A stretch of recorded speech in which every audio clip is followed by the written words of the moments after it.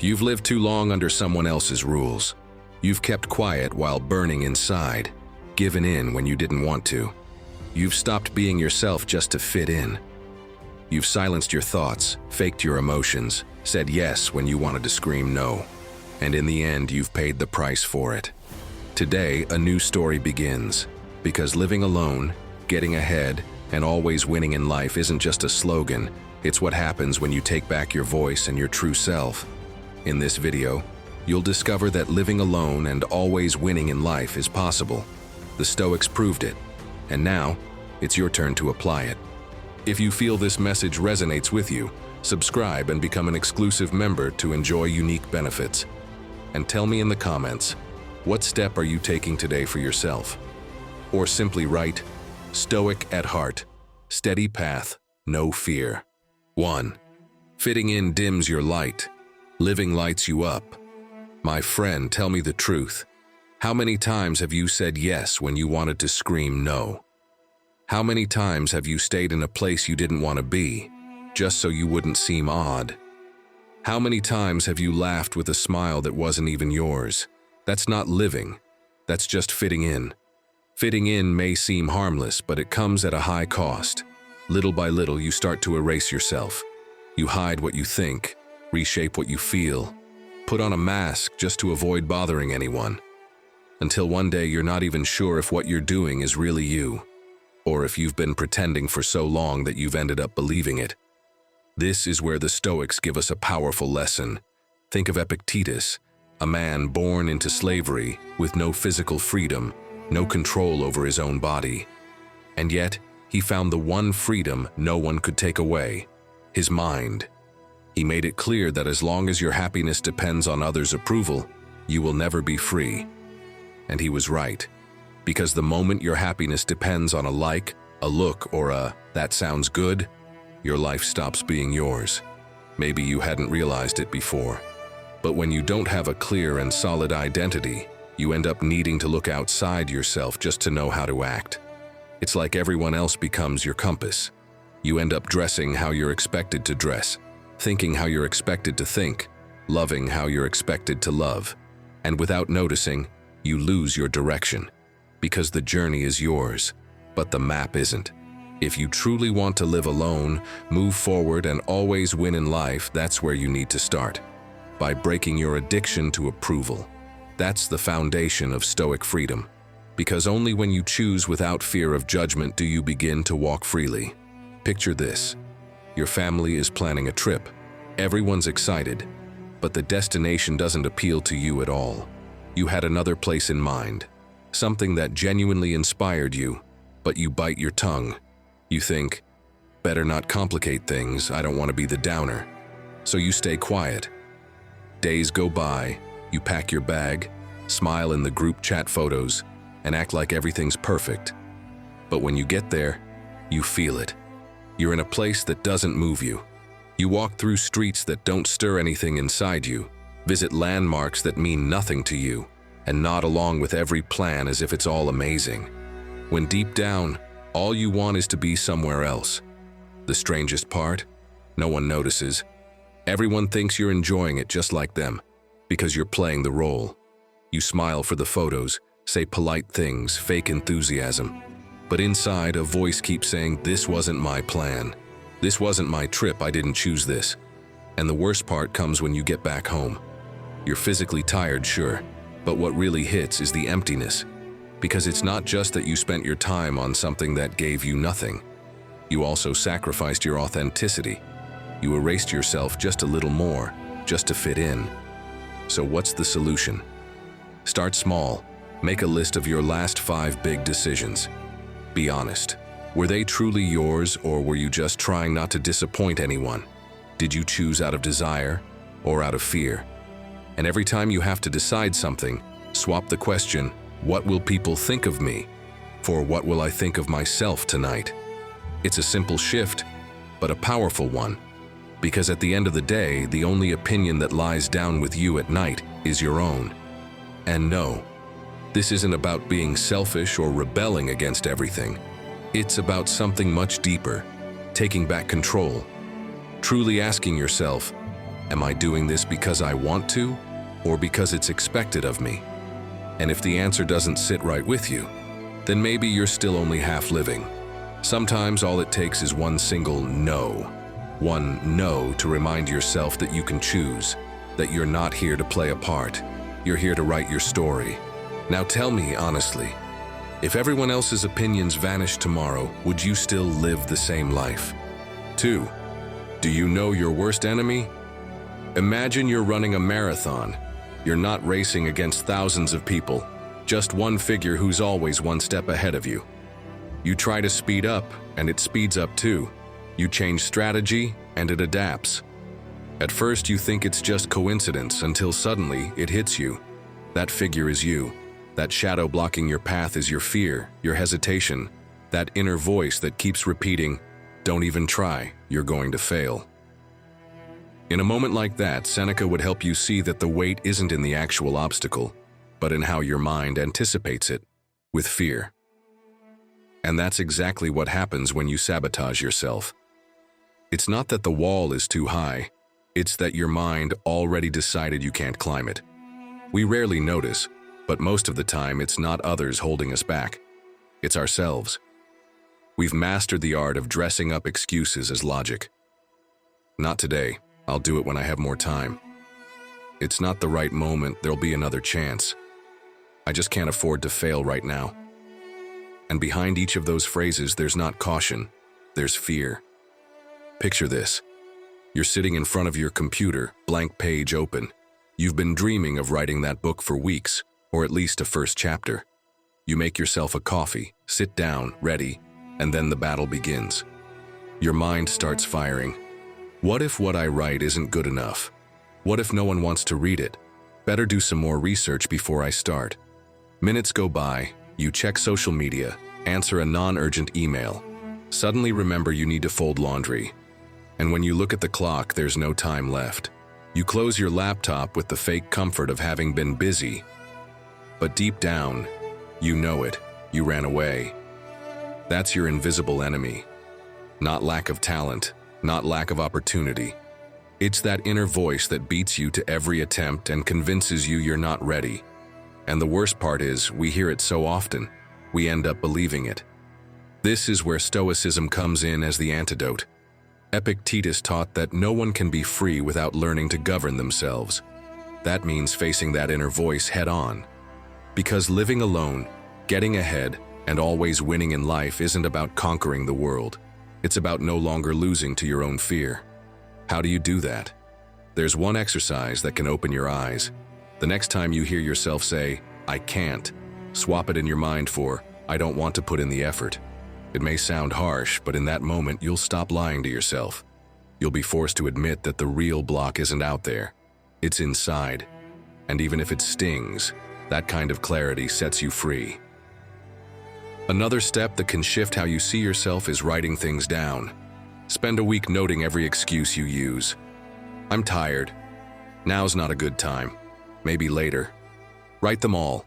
At the end of the week, read them together. You'll realize they're almost always the same ones, just wearing different masks. And once you recognize them, they lose their power. It's also essential to let yourself do something just for you, even if it seems absurd to others. Think, what do you love? Singing loudly in the car, learning to paint, baking a cake, dancing in your room.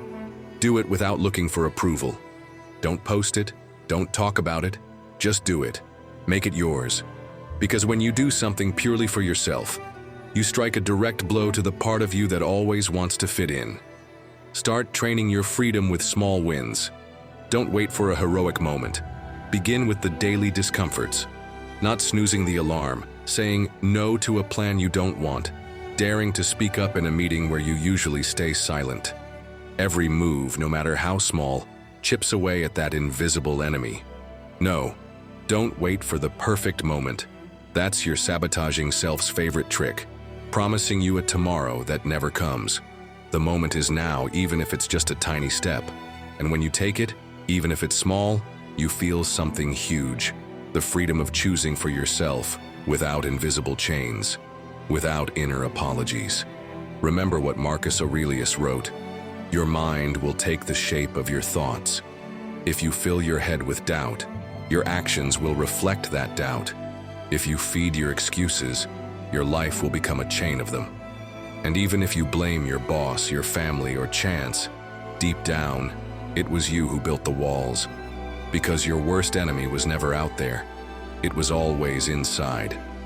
And if you can beat it, even once, you'll be that much closer to living alone, moving forward, and always winning in life. Now tell me, my friend, what's the excuse that has held you back the most in your life? Write it without fear. And if you're ready to overcome your worst enemy, write, "Today, I free myself from myself." 3. When your body speaks louder than you. Have you ever felt a lump in your throat just as you were about to swallow something you needed to say? Have you ever woken up with your heart racing before a meeting you didn't want to have? Felt your stomach twist after saying yes to a plan you really didn't feel like doing? The body doesn't use words, but it screams. It does it through tension, insomnia, aches without any clear cause. And no, it's not always an illness behind it. Very often it's just disconnection from yourself. If Seneca could see you in one of those moments, he'd probably remind you that the body must be treated with discipline, so it doesn't disobey the mind. But be careful. This doesn't mean forcing it to endure without complaining. It means having the discipline to listen to it, because the body doesn't lie. What your mind tries to hide, the body reveals. I know someone who went through this herself, my friend Julia. She was always the one who carried everything, who never complained, who seemed to have endless energy. But one day, she started having a strange pain in her right arm, the one she used to work and write. She couldn't even hold a pen properly. She went from doctor to doctor, got all the tests. Nothing came up. Until her therapist asked her one question that changed everything. What if your body is saying what you've been holding in for too long? That's when it clicked. That was the hand she used to accept tasks she didn't want, to type out messages she didn't mean, to say yes when she wanted to say no. That's the problem with living for others. Your voice may stay quiet, but your body won't. Every time you swallow your anger, every time you hide your disappointment, every time you push your exhaustion behind a smile, your body takes note. It stores that tension like an unresolved file. And sooner or later, it brings it back up. It's like your body is a GPS. If you're going in the wrong direction, it starts giving you small signs: tiredness, low energy, discomfort. If you ignore them, the signs become screams: migraines, anxiety, total burnout. And if you still don't listen, the GPS does the only thing it can. It forces you to stop. Stoicism gives us a way forward here. Marcus Aurelius used to write to himself that we should live in harmony, in alignment between what we think, feel, and do. And that alignment isn't just mental, it's physical too. Because when your body is going one way and your mind another, the result is always conflict. So, how do you listen to what your body is trying to tell you? You don't need to become a doctor or study anatomy. Just pay attention, like you would to an ally. At the end of the day, close your eyes and scan your body like you're walking through your own home. Ask yourself, where do I feel the most tension? What part feels heavy? Maybe it's your neck, and you remember that argument you avoided, or your stomach, which clenched during that meeting where you kept quiet. Don't try to make sense of it right away. Just feel it, and start responding differently when people ask, "How are you?" Don't default to, "I'm fine." Pause and check in. Is your chest open or tight? Are your shoulders relaxed or stiff? Is your breath calm or rushed? Just by noticing, you're already giving yourself permission to take care of what you feel. Also, make space for things that help you release what you're holding in. Go for a walk without your phone. Write down what you're not saying. Do a sport that clears your mind. Listen to music that brings you back to yourself. It's not entertainment, it's emotional hygiene. Just like you wash your body every day, you need to let out what you're carrying inside. The Stoic path isn't about ignoring those signals. It's about learning from them. It's not about shutting up more. It's about listening more. Because only when you understand what your body is telling you can you truly live alone, move forward, and always win in life. Your body isn't your enemy. It's your ally, reminding you when you've forgotten yourself. So try it. Tonight, before bed, instead of scrolling through your phone, close your eyes and listen to your body. Ask it, what part of my life are you carrying in silence? And when you hear the answer, honor it. Not with big speeches, but with small actions. Say no, rest when you need to, speak what you've been holding back. You'll feel your energy shift when you start living in alignment. Because in the end, your body is the most honest messenger you have. And if you learn to listen, it will never let you feel lost again. 4. Alone doesn't mean empty, it means free. A table for one, your favorite dish in front of you, a hot coffee by your side, and just the sound of your own breathing. No one else. Seems simple, right? But for many it's unbearable. Not because they lack company, but because they don't know what to do when silence shows up. And right there lies the key to what the Stoics taught us. Learning to find within yourself the strength that so many chase outside. Some people can solve 1,000 problems in a day, be there for everyone, smile even when they don't feel like it. But the moment they're alone, they feel a deep emptiness. It's like their life always depends on other people's noise. And that, my friend, is dangerous because if you don't know how to be with yourself, you'll always need someone to distract you from you. I once heard the story of a painter named Antonio, a regular man, not famous. He lived in a small town and, after losing his wife, spent months wrapped in grief. His neighbors looked at him with pity, seeing him alone at the cafe, walking by himself, sitting on a bench with a notebook. But what no one knew was that in those moments he was rebuilding. He started painting again, writing little notes to himself, enjoying a meal without checking the time. He discovered that solitude wasn't killing him, it was training him. And over time, people began to see him differently. Not as a lonely man, but as someone at peace. That ties perfectly to what Epictetus once said. No man who values himself feels alone. And he was right. Because when you build a strong relationship with yourself, solitude stops feeling like punishment. It becomes a safe space, a quiet refuge where you can breathe and be yourself without masks. Picture this. It's Friday afternoon. You get off work and have no plans. The first thought that comes up is, I'll text someone, see if there's anything going on. You feel this urge to fill the gap because being alone with yourself feels uncomfortable.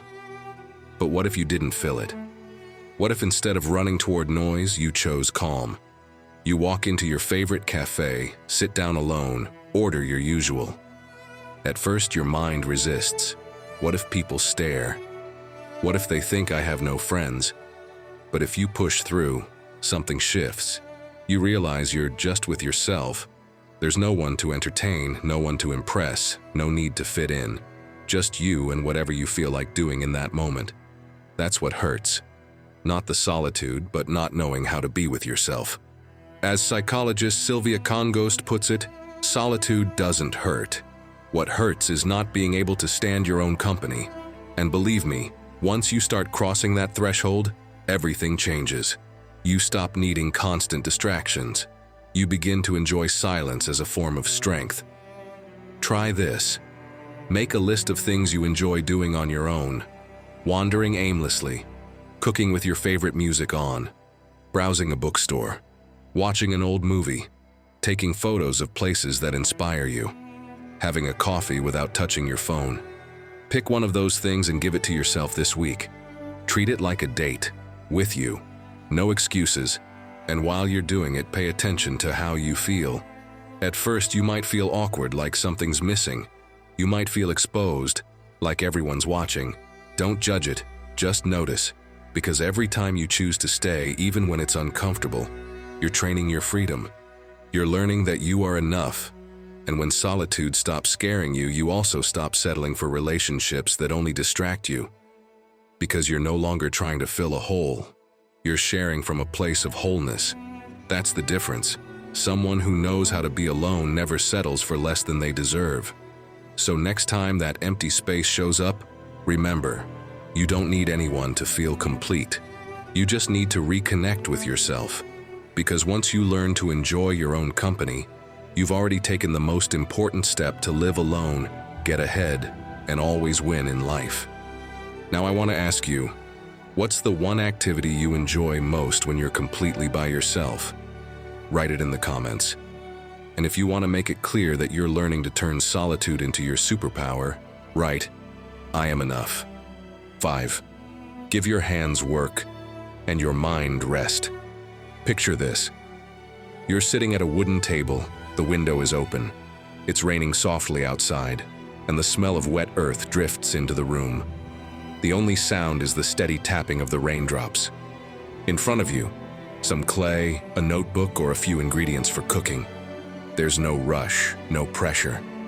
Your hands begin to move, almost on their own. And slowly, what was once only in your mind starts to take shape. In that moment, everything stops, and you feel it. Peace. That's not magic, it's presence. The Stoics already sensed that this kind of peace is found in the simple things, in returning to the moment, in making the everyday a space of freedom.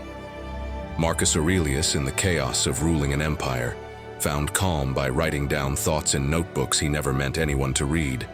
That simple act, his hand moving across the page, was his refuge. Creating with his hands, even just words, kept him grounded. And when you create with your hands, something similar happens. You come back to yourself, not the version others think you are, the real you. And in that pause, in that focus, without even realizing it, you begin to live for you again. The strange thing is, we often believe that peace only comes from huge achievements, amazing trips, or brilliant goals. But what if the calm you've been chasing isn't in the extraordinary, but in the ordinary? It might be in something as simple as chopping vegetables, sewing on a button, painting even if you don't know how, or taking care of a plant. It doesn't sound epic, I know, but it's real. Let me tell you about my friend Clara. She spent months trapped in anxiety after a tough life change. She tried meditating, reading self-help books, even signed up for a spiritual retreat. Nothing seemed to work. Until one day, almost by accident, she started embroidering. At first, she was clumsy, uneven stitches, tangled needles. But after a few days, she realized something. While she was embroidering, her thoughts stopped spinning. She focused on the thread, the colors, the movement of her hands. And when she finished, it didn't matter what she had made. What mattered was that she had found something far more valuable. A moment of real calm. Seneca would have applauded her, because he used to say we must focus on what is within our control and let go of what isn't. And what better reminder than this, literally, give your hands something to do, something you can shape. Because while your fingers are creating, your mind lets go of what can't be fixed. Want to try it? Start with whatever you have around. You don't need talent or expensive materials. If you like drawing, even just doodling, do it. If you feel like cooking, put on music and try a simple recipe. If you've got a garden or even one pot, plant something. And most importantly, turn off your phone. Because if you're checking notifications while trying to create, that's not presence. It's distraction. You can even make it a little ritual for calm. Pick a time of day, set up your space, play some music you love, and give half an hour just to that. It doesn't matter if what you make is useful, pretty, or worth showing off. In fact, it's better if it's not, because this isn't about proving anything. It's about reconnecting with yourself. And if you're thinking, I'm not good at anything with my hands, let me remind you, no one's born knowing how. But we're all born with the ability to create. Creating isn't about being an artist or making money or posting it online. It's about giving yourself permission to transform something with your hands, and in doing that, transform what's inside of you too. Believe me, sanding wood, knitting without a pattern, or slowly peeling potatoes can be more healing than any motivational video on the internet. Because when your body is busy, your mind can rest. And that, my friend, is power. Remember, creating is healing too. And if you've been searching for peace, clarity, or direction, Maybe the answer isn't to make things more complicated. Maybe it's something as simple as letting your hands speak for you. 6. Take the wheel back. You've probably felt it before. You're holding the wheel tight, but it's like someone else is steering. You turn left, then right, but the car doesn't respond the way it should. And deep down you know, you're not the one driving. That would have sounded familiar to Marcus Aurelius. He repeated it over and over in his meditations. If you don't master your mind, someone else will. And that's the trap many people fall into today. They believe they're in control, but they're really just passengers, going wherever others expect them to go. So here's the question for you, my friend. Are you really making your own decisions, or just repeating what others expect? Some people study a degree they never wanted, just because it was safe or their family applauded it. Some stay in jobs they hate because that's just how it is, and quitting would disappoint people. Even in personal life, many hold on to relationships that drain them, just out of fear of what others would say if they left. The trap is so subtle it looks like choice, but it isn't. Marcus Aurelius warned that a man's life becomes whatever his thoughts make it. And if your thoughts are wired to please others, your actions will follow the same path. That's why Epictetus insisted, nothing external has power over you unless you give it that power. And that's where most people stumble. They hand over the wheel to everyone except themselves, but you don't have to. If you're still unsure, think of Frida Kahlo. Her life was marked by a devastating accident that left her in constant pain and limited her mobility forever. Anyone else in her position might have felt the wheel was broken. That life would now be decided for them. But Frida did the exact opposite. She gripped that wheel tighter than ever. She turned her pain into art, her solitude into inspiration, her wounded body into a canvas that spoke louder than words. She didn't let doctors, society, or circumstances steer her life. She took back control. And with every brushstroke, she proved that you can always reclaim your path. So how do you take the wheel back? Try this. Dedicate a day radically to you. From the moment you wake up to the moment you go to bed, do only what you truly want. Don't justify it. Don't ask for approval. Don't explain it. Choose your clothes, your food, your time, your conversations. Everything from within. You might feel uncomfortable at first, like you're waiting for permission. And that's the moment you'll realize how often you adapt without even noticing. Another way to open your eyes is what I call a decision X-ray. Grab a piece of paper and write down your last 3 major decisions. Maybe moving, changing jobs, ending a relationship, anything. And next to each one, ask yourself honestly, was this my decision or was it shaped by other people's expectations? Seeing it on paper might hurt, but it will also set you free. And if you're stuck in a difficult choice, here's a curious trick. Flip a coin. Not to follow what it lands on, but to feel your reaction right before you see the result. In that instant, your body already knows what it wants. That 1 second of truth is worth more than hours of overthinking. If you're still unsure, ask yourself a long-term question. If I stay on this path for the next 10 years, where does it take me? And who chose that destination? Sometimes realizing you're heading toward a life that isn't yours hurts more than losing it all. But it can also set you free, because you remember there's always another route. Stoicism reminds us that it's okay to make mistakes, as long as they're your mistakes. A failure from your own choice hurts less than silent obedience, because the failure that comes from your own voice brings growth. The failure that comes from someone else's path only leaves resentment. To live alone, move forward, and always win in life doesn't mean isolating yourself. It means choosing with courage. It means being able to look back one day and say, maybe I didn't always get it right, but that was my choice. And believe me, that kind of peace is worth more than any applause. Now tell me, what important decision do you feel you haven't made yet, just because you're afraid of disappointing someone? Share it in the comments. And if you're ready to take the wheel back, write, today I'm driving. 7. Change the voice you speak to yourself with. My friend, let me tell you something you might have never dared to admit. You're ruthless with yourself. Not with others. You treat them with patience, with understanding, even with tenderness. But when it comes to you, the voice you hear inside is harsh, relentless, cruel. One small mistake is enough to bring out the whip. I'm useless. I always mess things up. I'm a disaster. The Stoics already knew that this inner voice can be your greatest ally, or your worst enemy. Marcus Aurelius wrote it in his Meditations. The happiness of your life depends on the quality of your thoughts. And if your thoughts are a battlefield, don't expect peace in your daily life. Let me give you a familiar scene.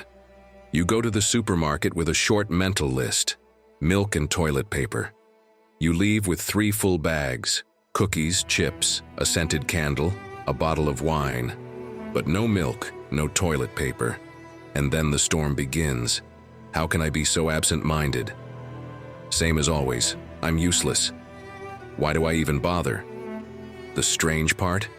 If someone close to you forgot the exact same thing, you'd be the first to say, it's no big deal, happens to everyone. But because it's you, out comes the whip, and you don't stop beating yourself up. Now imagine that voice speaking to you wasn't internal, but came from someone else. That every time you slipped up, someone sent you a message saying, you're clumsy, you're worthless. What would you do? You'd block them instantly. You'd cut them out of your life without hesitation. But because that voice comes from inside, you let it stay. And meanwhile, it shapes how you live. Epictetus warned us of something crucial. It's not things themselves that harm us, but what we say to ourselves about them. That's the difference between a harmless mistake and a personal condemnation. Forgotten milk is just forgotten milk. The problem starts when your mind turns it into proof that you're a failure. And no, this isn't about lying to yourself with empty phrases like, I can handle anything. It's about changing the tone, adjusting how you speak to yourself. Think about someone you love deeply. Would you say to them what you say to yourself? If your best friend made a mistake, would you call them useless? Of course not. You'd show them compassion, and you deserve the same. Try a simple exercise: the mirror dialogue. Stand in front of a mirror, or use your phone camera, and repeat phrases you'd say to someone you love if they were in your shoes. You're trying. It's okay to make mistakes. You deserve rest today. Then compare that to what you usually say to yourself. The contrast between the two voices will be staggering. You can also try switching narrators. Imagine your life is being narrated by someone else: your grandmother, your future self, or even the calm voice of a documentary narrator. Instead of hearing your own harsh judgment, try listening to, today they gave it their best. They made a mistake, but they continue on with courage. It may feel like a game, but it changes how you interpret your reality. And if you still doubt how important this is, think of Marcus Aurelius writing his Meditations each night.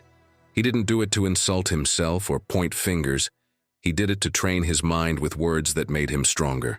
Don't imagine the most powerful emperor in the world writing, I'm a mess. I bet tomorrow everything will go wrong. No. What he did was plant in his mind the kind of words that reminded him of who he wanted to be. That's the lesson. What you repeat to yourself today becomes what you are tomorrow. I know changing that voice isn't easy. It's been living in your head for years, criticizing every step you take. But think about this. If you can give it a break, just for one day, if you can get it to stop yelling and start supporting you, you'll feel something close to what we're reaching for in this video. To live alone, move forward, and always win in life. Because that kind of victory doesn't come from conquering the world. It comes from quieting the noise you create inside. 8. Walk light, or you won't move forward. There's a story of 2 monks walking silently toward their temple after several days of travel. When they reached a swollen river, they found a distressed woman unable to cross without ruining her elegant clothes. The younger monk froze. He knew well that their order forbade touching women, but the elder, without hesitation, picked her up in his arms, crossed the river, and gently set her down on the other side. They kept walking in silence for hours. Until near sunset, the younger monk couldn't hold it in any longer. Brother, how could you carry that woman? You broke the rules. The elder looked at him calmly and replied, "I left her on the shore hours ago. You're the one still carrying her. That's the key. The one who actually carried her had already let go, but the one who never touched her was still holding her in his mind. And that's how you walk through life many times, carrying guilt, resentment, past mistakes, and memories that weigh more than any real backpack. Picture this. You end a relationship that hurt you. You tell yourself it's over, that it's the past. But every night, you find yourself checking their social media, rereading old messages, spinning in circles over what could have been. And the strange thing is, even though the relationship is over, you're still carrying it, just like the young monk. Not in your arms, but in your head. And that invisible weight drains your energy, your clarity, your strength to move forward. The Stoics were clear on this. Seneca believed that it's not the difficulty of the situation that holds us back. It's our indecision to face it. He said, "We don't dare to do many things because they're difficult, but they're difficult because we don't dare." And letting go fits that perfectly. It's not impossible. We're just postponing it. And the longer we delay, the heavier it becomes. So how do you start letting go of what no longer serves you? One way is to sit down with a piece of paper and write it all out, uncensored. People, memories, guilt, beliefs. Then ask yourself, does this help me move forward? Or does it hold me back? If it holds you back, start creating distance. You don't have to cut it off all at once, but stop feeding it over and over again. You can also create a closing ritual.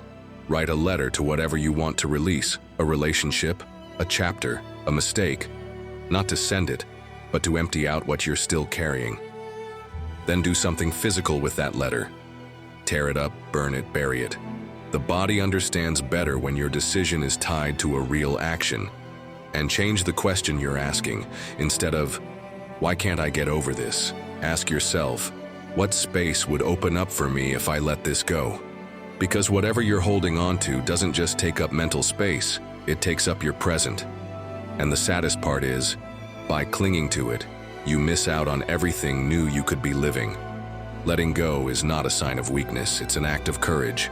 Not because you're erasing something, but because you're trusting that you'll be okay without it.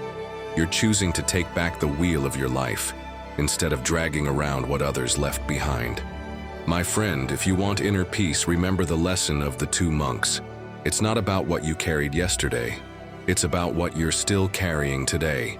And if you choose to put it down, you'll discover exactly what the Stoics taught. True freedom begins the moment you stop being a prisoner of the past. And if you feel like you're still carrying too much, that your life is full of things that only blur your path, maybe it's time to take a step further. Watch the video that's on screen now. It might be exactly what you need to start bringing order back into your life. 9. Better alone than surrounded by noise. You've definitely felt it. Some people come into your life and it's like they boost your energy bar. Everything flows with them. More peace, more motivation, more clarity. You walk away from seeing them and feel like you can breathe better. But then there are the others, the ones who seem harmless, almost invisible. But every encounter feels like losing lives in a video game. They chip away at your self-esteem, your patience, your motivation. And the worst part? You don't even question it. You get used to the drain like it's just part of the level. The Stoics wouldn't have tolerated that. Marcus Aurelius wrote that the soul takes on the color of the thoughts it cultivates. And tell me, what kind of color can your soul take on if your environment is constant noise? This isn't about putting up with everyone, it's about filtering. Because not every connection deserves a place in your life. Picture this, you make plans with someone who's always in your calendar, even though deep down you already know you don't want to go. But you say yes anyway because otherwise they'll get upset. The moment you arrive, the show begins. Finally, took you long enough. Thought you were going to ditch me again like last time. You smile out of politeness, even though you know you never ditched them. You order a coffee, and before you can take your first sip, the same old story starts. Complaints about work, fights with their partner, negativity about everything. Nothing new, but you have to listen like it's the first time. You try to speak, maybe share something about your week, but they cut you off immediately. Oh, come on. Don't compare. Your stuff is nothing like mine. And there you are again, quiet, faking interest, like a wall absorbing soft, endless punches. Then comes the jab. You're always so busy, I don't know how you make time for anyone.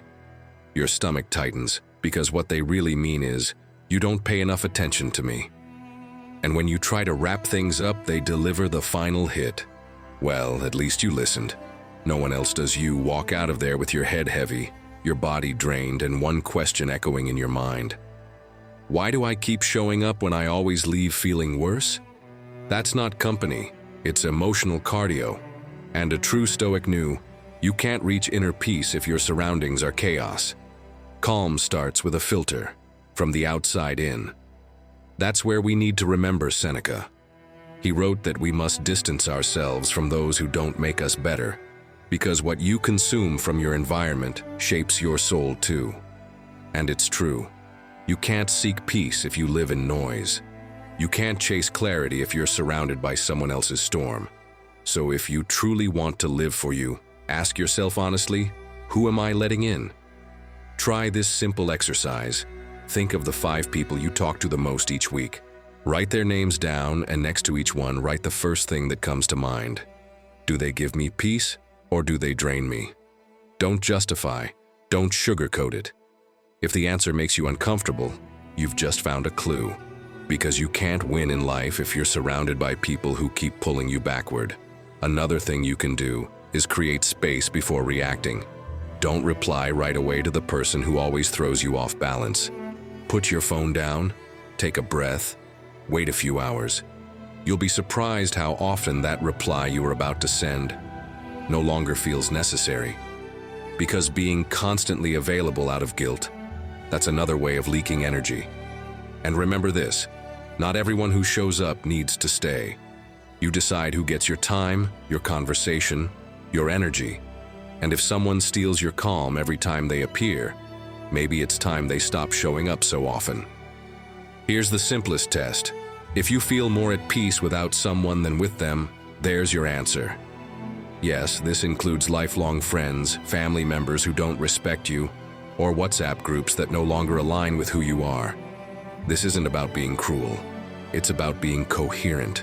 Because in the end, what you allow outside affects what happens inside. And if you want to build a solid life, you need people around you who bring you back to yourself, not people who make you lose track of who you are. That, my friend, is also one of the secrets to living alone, moving forward, and always winning in life. Choosing relationships that bring peace, not noise. 10. Not everyone deserves space in your mind. My friend, think of your mind like a brand new phone. At first it runs fast. The battery lasts for hours, and everything is clean. But little by little, you start allowing in notifications from everywhere. One app asks for permission, then another, and before you know it, your phone's buzzing every 2 minutes. Alerts you don't need, messages that don't matter, pointless reminders. The result? The memory gets full, the battery drains, and the phone slows down. Now tell me, how can you think like a Stoic if your mind is full of pointless notifications? Not even Marcus Aurelius could have written his meditations with 20 alerts popping up every minute. Every time you let in a shallow comment, an empty critique, or an opinion you never asked for, it's like installing another useless app running in the background. You don't notice it at first, but one day you wake up tired, unfocused, and overwhelmed. And no, this isn't about walking through life with armor, cut off from the world. It's about having a filter. Because not everything you hear deserves your attention. Not every comment needs a reply. Not every person has earned the right to have an opinion on your life. The Stoics taught us this centuries ago. Marcus Aurelius wrote, "You are what you think about each day." Guard your thoughts like a sacred flame, and it's true. If you let just anyone blow on that flame, your fire will go out. If the wrong voices get into your head, your inner calm gets burned. Let me give you a very real example. You post a photo on social media, nothing dramatic, just you eating an ice cream after a long day. Then comes the comment, "You should take better care of yourself." Don't complain later, and now there you are, phone in hand, half-melted ice cream, and a brick in your stomach. What actually happened? Nothing. Just a random sentence. But you gave it a seat in your mental home, as if that person had the right to shape your choices. Or picture this. You're at a family lunch, excitedly sharing a new project you're about to start, and someone mutters, "That's really hard. It probably won't work out." You could laugh it off, but instead, you spend the rest of the afternoon turning it over in your head. And the worst part, you can't even remember the last time that person took a risk themselves, yet somehow, they get to live rent-free in your mind, like they earned the right to be there. That's where the Stoics would have drawn the line. Epictetus said it clearly. If you give your peace away to what others say, you become a slave to every passing word. And tell me, isn't it time you reclaimed that freedom? So how do you start? First, change your reaction. When an empty comment shows up, breathe. See it like any other notification. Reply with a simple, "All right," or don't reply at all. No need to argue. No need to explain. Because your peace is worth more than any clever comeback. Next, try this Stoic filter. Does this person pay rent in my mind? Do they actually have a meaningful place in your life? Or do they just pop in to throw opinions and disappear? If the answer is no, why are you giving them so much space? You can also train your mind with a practical exercise. Picture your mental space like an exclusive Airbnb. Make a list of the voices that deserve to stay, the ones that inspire you, support you, remind you who you are. And next to that, write down the ones that only leave a mess, the empty critiques, the unfair comparisons, the whining that never builds anything. Each time a negative voice shows up, imagine yourself closing the door in its face. Sounds simple, but it's a powerful reminder. Your mind is not for rent. And don't get me wrong, this isn't about ignoring everything. A good, thoughtful critique can be a gift. The difference lies in knowing who's speaking. Someone who lifts you up, or someone who's just projecting their own noise. One deserves space, the other doesn't. In the end, your inner peace depends on who you let sit at your mental table. And if your mind feels more like a noisy bar than a quiet refuge, it's not because life is chaotic, it's because you opened the door without filtering. Remember this, my friend. Your mind isn't a hotel where anyone can come and go. It's your refuge, your temple. You decide who gets to enter. Because once you learn to shut that door, strange as it sounds, that's when you really begin to open the path to freedom. The kind where you live alone, move forward, and finally truly win in life. Now tell me, what outside opinion weighs on you the most? And which one do you need to stop carrying? Write it in the comments. And if you want to make it clear that you're starting to protect your inner space, write, "My mind is my refuge." 11. Free yourself from the prison of resentment. Tell me something. Have you ever realized that resentment works like a strange kind of prison? You're the one holding the key, but you still choose to stay locked inside. And the most absurd part is, the person who hurt you doesn't even know you're there, trapped with them behind bars. I won't lie to you, forgiving isn't easy. It's not about justifying what happened, or erasing what they did, or pretending it didn't hurt. It's about no longer carrying a weight that no longer changes anything. Because as long as you keep that resentment alive, it's like you're giving the other person power to keep influencing your life, even if they're no longer around. Picture this scene. You're at work in a meeting and you make a small mistake. You read a number wrong, mispronounce a word, or spill a glass of water. Nothing serious. But someone seizes the moment and jokes. Classic you, always distracted. Everyone laughs, the topic moves on. But you stay stuck there. Hours pass, the day ends, you get home, and you're still hearing that comment. You toss and turn in bed, replaying what you could have said, how you must have looked, what people thought of you. And the strange part? That person probably doesn't even remember saying it, but you're still reliving it like it just happened. Epictetus would be blunt. Those who hurt you don't control your soul, unless you hand it to them. And every time you let that wound stay open, That's exactly what you're doing. You give away your nights, your peace, your energy. Not long ago, I read a quote from psychologist Monica Gutierrez that sums it up perfectly. Forgiveness is a private act that frees the one who gives it, not necessarily the one who receives it. The other person may never know. They may not even care. But you'll feel it, because forgiveness isn't about fixing the past, it's about freeing your present. So how do you start? Don't wait for some epic moment. Don't wait for that person to apologize. Start with you. Find half an hour of solitude. Close the door, put on soft music, light a candle if you want. Grab paper and pen, and start writing. Say what happened, how it made you feel, what hurt. Let out everything you never said. But don't stop there. Add what it's cost you, the sleepless nights, the missed opportunities, the peace that left with it. And end with the sentence that changes everything. I forgive you. Not because you deserve it, but because I deserve peace. When you're done, tear that letter slowly, piece by piece. Do it mindfully. Because as your hands go through the motion, your mind starts to understand. You're breaking the chain that's been tying you to the past.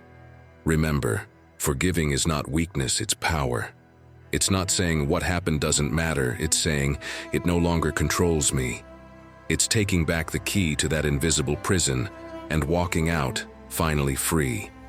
Seneca warned us centuries ago, we waste life worrying about what's no longer in our hands.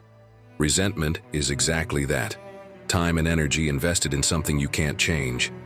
And every minute you feed it is a minute stolen from what you could be building today. Do it for real, not as a symbolic gesture, but as a decision made by someone tired of living in pause. Because if you don't forgive, it's like being stuck in a video frozen on the worst frame, and no one presses play, and your life was never meant to stay frozen. So remember, some people don't even deserve your hatred, only your graceful forgetting. My friend, if you've made it this far, it's because something inside you is already shifting. But hear me clearly, the best-kept secret still hasn't been revealed. I saved it for the end for a very specific reason. Without this final step, everything else loses strength.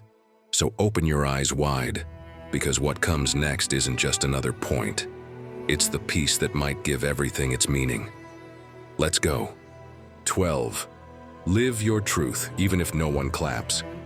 My friend, imagine this. You walk outside wearing Crocs and socks. You feel great, comfortable, free, totally at ease with your choice. But soon, you start noticing the looks. A stifled laugh, a quiet comment you can't quite catch, but you know it's about you. And then you hesitate. You wonder if you should have worn something else, if maybe it was a bad idea. And worst of all, you begin to hide what just 5 minutes ago made you feel completely like yourself. That's what happens when you choose to live your truth in a world that wants you to be normal. The moment you show authenticity, judgment appears. Whispers, criticism, side eyes. And right then, most people back down, but a few move forward. And here's the thing, the Stoics had already taught us. Living your truth doesn't depend on how many people clap. It depends on how true you are to yourself. Think about it. How many times have you turned the volume down on your essence just to avoid making others uncomfortable? How many times have you hidden what you love so you wouldn't stand out too much? Living your truth isn't easy, because not everyone is ready to see someone being fully themselves. But you know what? That's exactly how you know you're on the right path. The singer Zahara lived it firsthand. For years, she tried to fit in. She dressed the way people expected, sang what sold, acted how she should. And sure, everything looked fine on the outside. But inside, she was losing herself. Until one day she said enough. She started writing what she really felt, singing her truth without filters, showing up as she was. Did she get criticized? Of course.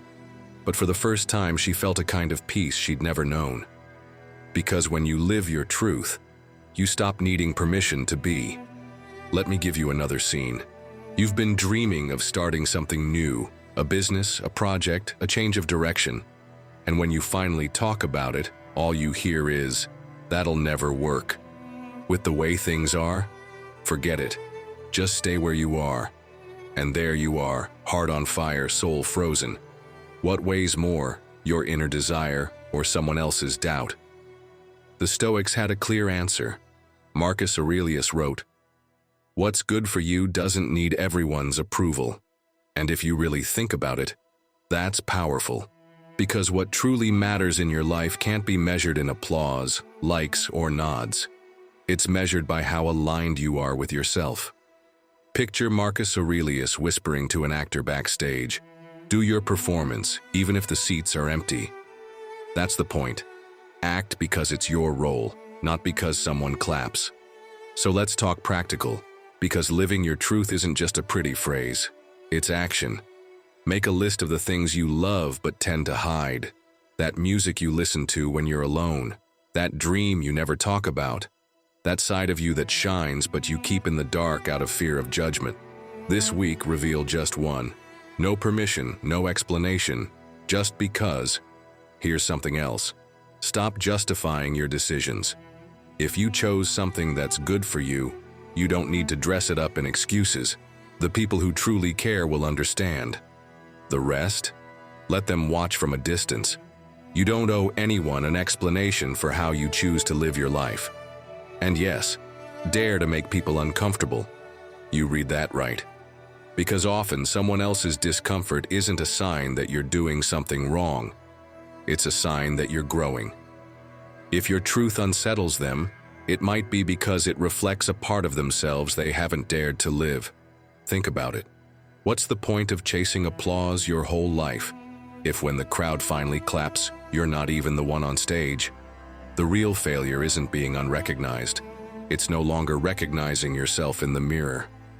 My friend, this is the ultimate secret to inner peace. Because when you stop living to please and start living for you, something shifts. You get free. You walk tall, even if no one claps. Even if the theater is half empty. Even if the critics shout, because you no longer need the world to confirm what you already know deep down. Your truth deserves to be lived. So never forget this. Your life isn't a popularity contest. It's your masterpiece. And the most important performance won't be measured in applause. It'll be measured in the quiet calm of knowing you were authentic. That's the moment you stop asking for permission and truly start to win. Live your truth even if no one claps. Living for yourself isn't just a nice phrase.